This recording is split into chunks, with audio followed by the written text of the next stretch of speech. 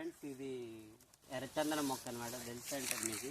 అంటే అప్పట్లో ఇంత చిన్న చిన్న మొక్కలు కవర్లో పెట్టి గవర్నమెంట్ అనేది ప్రొవైడ్ చేయడం జరిగింది అనమాట. ఆ ప్రొవైడ్ చేసిన వాటిల్లో మేము చాలా వేసాం, ఇంచుమించుగా ఒక 60 మొక్కలు వేసాం. కానీ అన్నీ చనిపోవడం లేదంటే గుళ్ళు గట్టి తినడం జరిగింది.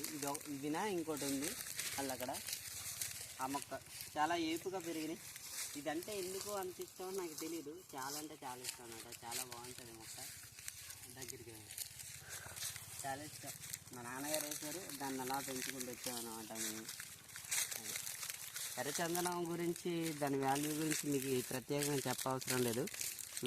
ఏంటంటే దాని యొక్క వాల్యూ మార్కెట్లో ఎలా ఉందో మనందరికీ తెలిసిందే. దీని మీద వచ్చింది కదా పుష్ప మనకి మూవీ. ఎర్రచందనం యొక్క విలువను పెంచే, మరింత గొప్పగా పెంచే సినిమా ఏదంటే మన పుష్ప అనమాట. అల్లు అర్జున్ గారి మూవీ ఉంది కదా, అది. ఆ మూవీతోటి ఈ ఎర్రచందనం యొక్క రేంజ్ అనేది మరింత పెరిగిందనమాట. సో ఫ్రెండ్స్, ఇది ఎర్రచందనం మొక్క. అయితే మా పెద్దనాన్నల గడ్డ అయితే చాలా మొక్కలు ఉన్నాయి. చాలా అంటే వాళ్ళు ఈ చేలోనే ఉండటం వల్ల ఏంటంటే వాళ్ళు పెంచుకోవడానికి వీలైంది. మేమేంటంటే మించి రావడం, వీటిని కాపలా కాసుకోవడం అంటే ఇది కాదు, కుదిరేది కాదనమాట. అందువల్ల మాకు ఈ దిన ఇంకొక 2-3 చెట్లు ఉన్నాయి, అయ్యే మిగిలినాయి అనమాట.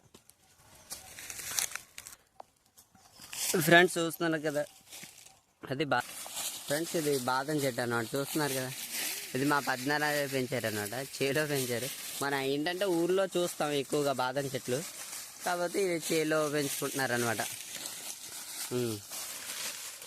చూసారు కదా, ఈ బాదం చెట్టుపై అలాగే ఎర్రచందనం మొక్కపై మీ యొక్క అభిప్రాయాన్ని కామెంట్ బాక్స్లో తెలియచేయండి.